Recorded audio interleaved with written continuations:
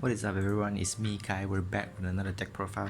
Today I'm gonna be showcasing you guys a Flundereeze deck profile, and this deck just released just last week from the Burst of Destiny booster. So I wish can share you guys some of my ideas, my builds, and I'm currently gonna be using this deck for a few online rankings or testing until we find out a little more about this deck. And I'm gonna be showcasing you guys a little bit of the mini test hand and combo at the end of the video. Be sure you guys to like the video and sub the channel as always. So without further ado, let's go into the profile real quick. I'm not sure if I'm pronouncing the name correct or not, but this is what they translated in the OCGs. So first off, for the smaller monsters, we play triple Tobina. This is your best normal summon of the deck. When this card is normal summon, you can add one level 4 or lower wing beast from deck to hand, and after this effect is resolved, you can normal summon one wing beast from your hand.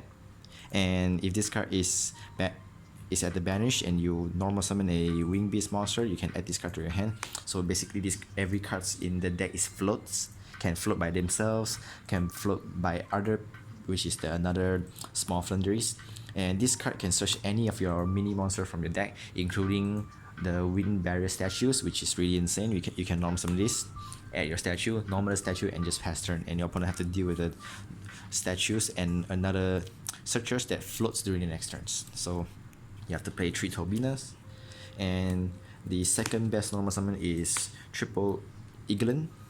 This every card does the same when it's normal summon. They did some things, and for Iglin, he fetches your level 7 or higher wing beast monsters, and you can fetch anything like Miss Valley Apex Avian, your Eppen, your whichever you needed. This card searches your big boss monsters.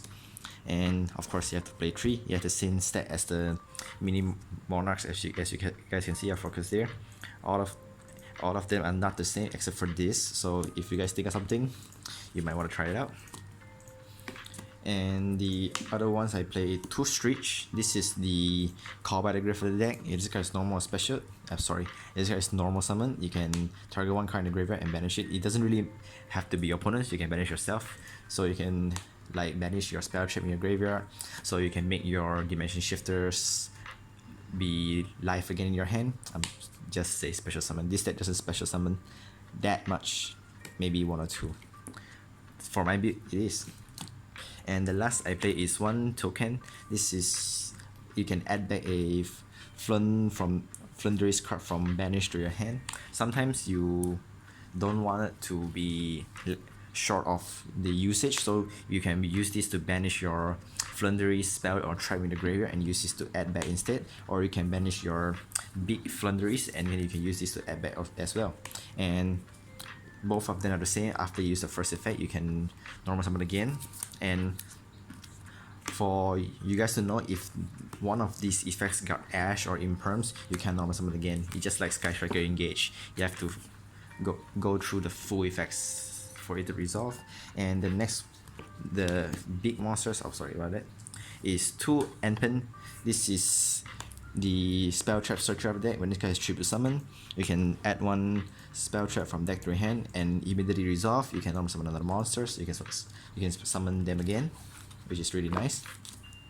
And when this face up monster is on the field, and if it's tribute summon, or face up special summon monster your opponents control cannot activate its effect. Means that it is a skill drain 2.0, but only restricted to face up attack positions special summon monsters. But it doesn't really matter, because it's like, for example, your opponent playing a Shadows. When he fusion summon a construct, he can't do it in attack positions. He have to be in defense. Means that if he's in defense, he can't attack you for this turn. And even if they attack, they can't use the effects to destroy your monsters because the effects are negated.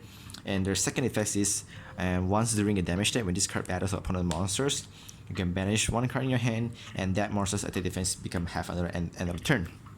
So even if construct do commit the battles against you, you still have to deal with the 2700 attack bodies, and if it's half, construct will be 1400, and with Aleister is still not enough, so you have to play 2. You can't play 3 because it's just too much bricks.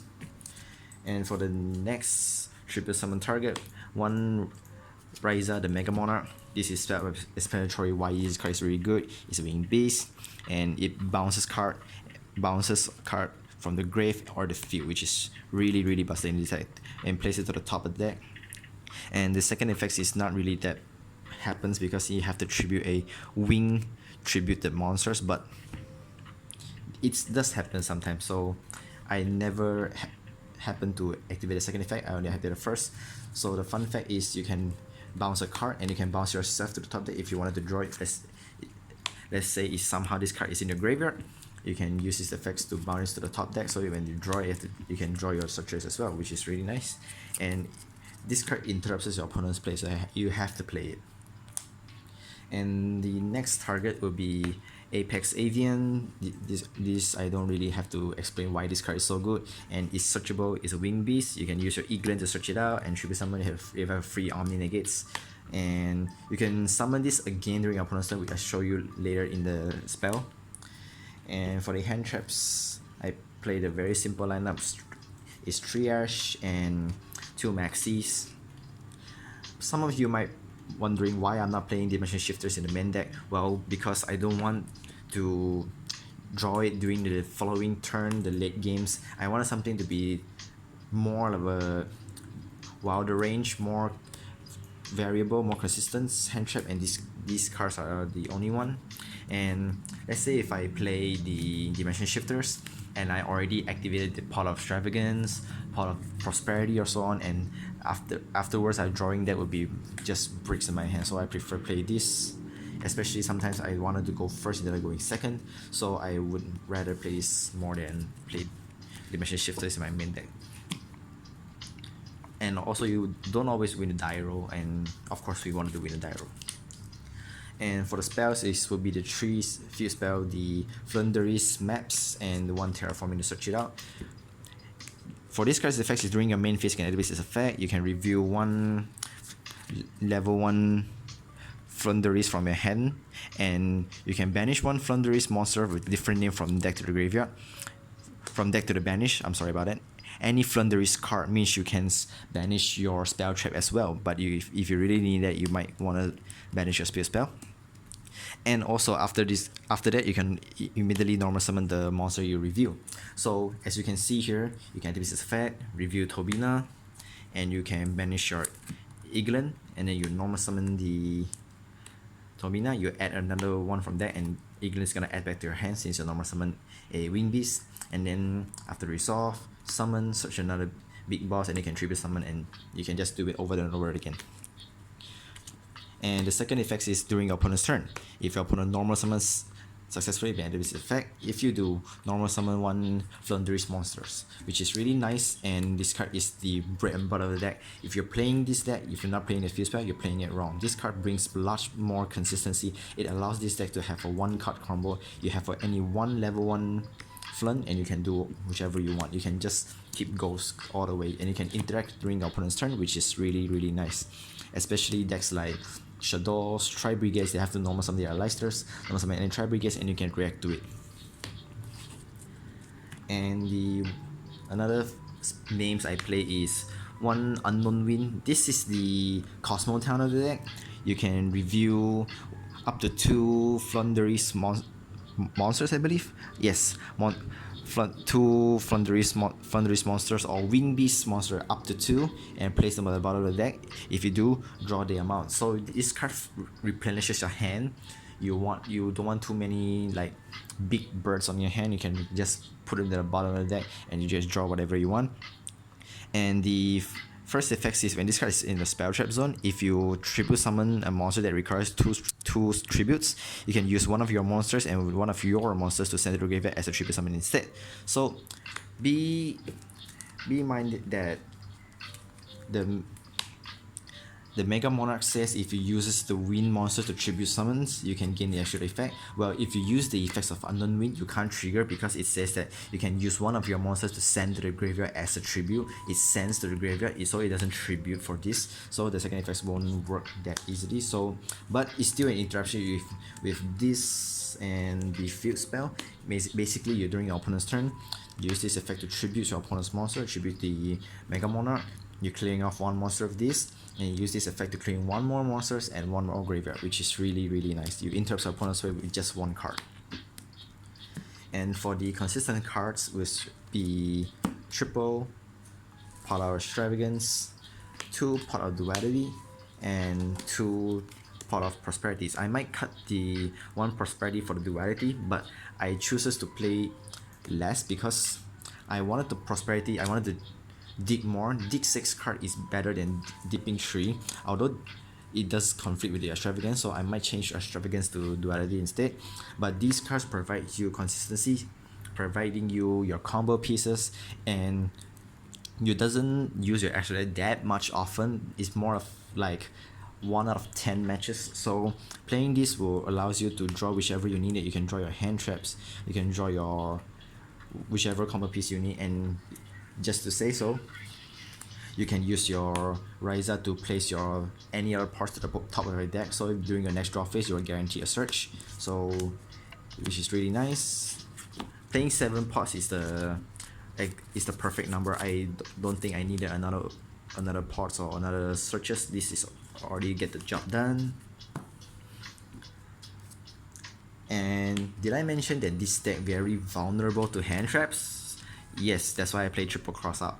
And for those who didn't have cross out or in TCG plays, I believe we can play something like the Call by the Grave and triple tactical talents, because I think that since this deck is so loose to hand trap or any combos, you can use Call by the Grave and you can use your triple tactics to not to replenish your hand, I believe, just to you can draw 2, but mostly I wanted to just look at my opponent's hand, because if opponent ashes me, he will left 4 hands. If I use a 3 tactics, I rip 1, he will left 3, and I can see what he can play, so I can prepare for it. Because since this deck has a lot of monsters, and Floodgates is also another option, so if you guys don't want to play the hand trap, you can play the Floodgates. And the Floodgate style is more controllably stable in my opinion.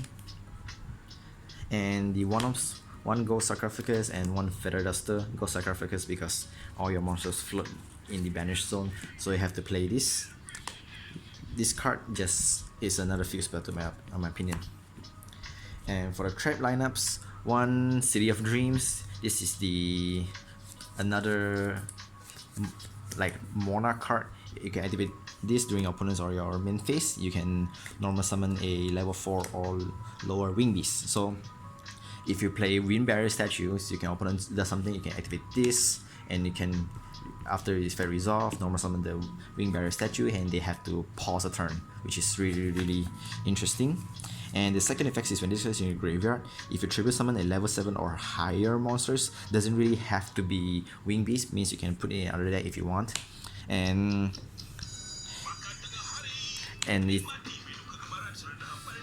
you can get to, you know, do you guys remember the Ultimate Conductor Tyranno?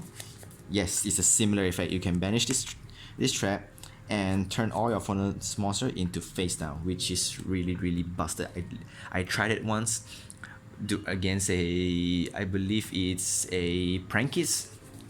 He make a full board without any negates, and I activate the few spell effects to normal summon, tribute summons, and I have this in the graveyard. I banish it. He flips down all the monsters, and he can't even make a access code. He just stops there. So this card is really nice. You have to play 1 since you stretch it out, and you can add it back by a couple of steps. So 1 is enough. And for the little Floodgates, I played triple Impermanence, and the other 2 is 2 Torrential Tribute. You guys can play Dogmatica Punishment if you want, because this deck doesn't use that much extra decks. If you guys play the Dogmatica variant, you can use Nadir Servant or Dogmatica Punishment to send Shurak of the Tribrigade from your extra deck to the graveyard, and then get the triggers effect. You can search Flundereeze from your deck to your hand. Since you will exactly have 1 banished wing beast in your banished zone, so you get to search a level 1 or lower, which is literally any Flundereeze from your deck to your hand, which is really nice. And also your Nadir Servant or Dogmatica Punishment, you destroy 2 cards, but I play Torrential because my locals has a lot of flooded monsters, so I play this instead. So I wanted to flush all instead of flushing just 1 or 2. I use this because I can flex my small Flundereeze monster from my banish to my banish zone. So during next turn, if I normal summon a small Flundereeze monsters, I can triggers a chain link 1 and chain link 2. Chain link 2 will be my banish zone, so I can chain blocking the Ash or whichever strike instead. So guys, that's for the deck. Is 41 cards. 41 is the perfect number of that, I believe. And now for the extra deck. Extra deck, you doesn't really summon that much, but I do only play those that came up. First up will be 2 enters. This is for the Shadow Dogmaticus. If they use the Maximus against me, I'm gonna punish them. And 2 number double X. If you guys wondering why I play the rank 10, well, Espen, I pronounced the name wrong, I believe. It's a level 10, and this card doesn't restrict you to can't special summon any monsters, so you can use it and make your rank 10 instead. So I play this in case I need it. And of course, without the best rank tank of the game, Gustav Max, I have to play 3 because I like this card so much. And why? You're playing Extravagance, so you're asking me why. And the one evenly matched wasn't Zeus. I never made this because I wanted my Fuse Spell and my back row to life, so unless it's special case, I really needed to make this, but I never made it. That's it for the Xyz. If you guys have the Lycurus Link 1 for the direct attacks, you can play multiple of that and multiple of Zeus, so you can make your monster a rank 200 or maybe 400 attack points direct attack and make a instant Zeus. That is the hybrid Zeus, but I never made it because in my opinion, if you're normal summoning multiple monsters and you're not conducting into an OTK, you're basically just wasting your material. If you use the Fuse Spell or the trap cards to summon during opponent's turn, back to your turn, it doesn't restrict to any you can special summon any monsters, so you can still normal summon and then you don't activate the effects. You can still go for link plays, and once you do, I wanted to kill my opponent as soon as possible, because if I don't activate the effects to add or anything, I'm losing cards already, so I wanted to make that turn counts. So by saying that, I'm playing the package that potentially go for TKs, the needle fiber package and the access code, because like I said, if you have the chance to make a rank 1 to become the Lycurus to direct attack and make a Zeus, you might as well just kill your opponent already, because if you make Zeus, you wanted to clear, once you clear the board, you maybe will clear your own board as well, so I'm playing this package instead. And of course the one topologic Zero Boros, because I banish a lot, I Prosperity, I Extravagance, and since now people are playing Desire, so yeah. And the next slot is I play the triple Boro Swords, because sometimes you have 4 monsters, you don't always want to normal summon your Ash to make this, so I conduct to the Boro Sword place instead. The extra deck is not that hard to make. You guys can change whatever you want. For the side decks, 2 Nibiru for the combo plays, Zephyros, Orcus, even Xiangjins, but Xiangjin, yeah, maybe you might want to consider this because of the Xiangjins. And the best card that makes me want to play this deck, Triple Dimension Shifters. This is the most high impact hand trap in this current format, because if you activate this, your opponent have no response, they have to force to stop a turn, and allows me to have a turn to set up my back rows and interrupts their plays and set up all my big monsters. So that's why you have to play 3. And for the mirror match, I play is double Lancia. For mirror match, you don't really want to cite anything special or anything that is so specific. Lancia will do. They have to stop their turn because they can't banish, but if they do, they have monsters that have to start in the graveyard. They can't do anything much afterwards. And for the special text I play against my locus is that I play the one Dark Simorgh. As you can see, it's a wing beast, and you can search it up by your Iglan, and you can summon it up against decks like control decks like Subterrors, like Shadows, like even the Majus. For Shadows, they can't set their Schism. They can't set, if their hand is very brick, they brick hard, they have to set out the monster, but they can't do that now because of Dark Simorgh. and also against Subterra as well. They have to pause everything, they have to deal with this, they have to imprint this, otherwise they gotta get it. And for the back rows or going second, I play 1 Cosmic and 2 Lightning Storms. I don't want to play the third piece because it will break, especially in this that you have a field spell. Your field spell is already a face-up card on the field, you might break yourself, so I changed the third Lightning Storm into something else. But it might be wrong for my opinion, but I might change this as well. And for the Xiangjians, the most popular deck right now, I play the 2 Token Collectors. Yes, they play triple tactics or even mind control to take our tokens collectors into Baguska, into Dweller, or whatever they wanted to make, but it is still a thing to stop them from comboing into synchro plays. They're still going to make a Baguska, which is going to punish us, but it is what it is. So that's why I played the Lightning Storm and so on to clear out whichever I needed first. And for our own VFD is double Harpy Feather Storm.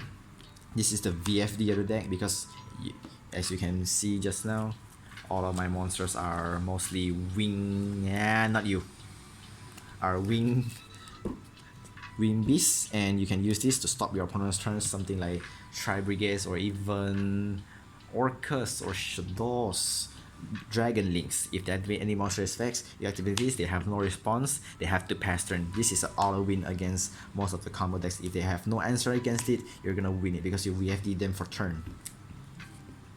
So guys, that's it for the deck profile. I know I talk a lot during this video because I like these decks a lot and it's a new archetype. I wanted you guys to know more of this, and also a lot of people are a little bit confused about the ruling, but I totally understand because I do as well. And now we're gonna do a little test hand. I'm gonna be table shuffling this real quick because it's already took too long for this video. I hope you guys still with me. Okay, I already table shuffle. I'm gonna cut 3 times, and we're gonna. But this deck, if you guys play Monarch, you might probably know it's a brick. So why you even bother to play it? Okay. So in this hand, you guys can choose to play Extravagance or the Prosperity, but I choose the Extravagance instead. As you can see, you already have a perfect hand, so you can activate this to interrupt your opponent's chain links. So for Gold Sarcophagus, I'm going to banish the token instead. So now, I'm gonna put this up. What we're gonna do is we're gonna summon the Tobina. Here we're gonna activate the Chainlink 1, Chainlink 2. So Chainlink 2 is gonna add back to your hand. Chainlink 1 is gonna search whichever you need it. For now, we're gonna search a Stretch, and immediately resolve. You normal summon again. You can normal summon the Eaglet. Eaglet gonna search Espen, and resolve. You can tribute this to the Antpen, and then you can activate the Chainlink 1, Chainlink 2, Chainlink 3, or you can choose to the Chainlink 1 and Chainlink 2, and you can keep whichever you need it in the banish zone. So because if using the Antpen's effect, you can either search the field spell or the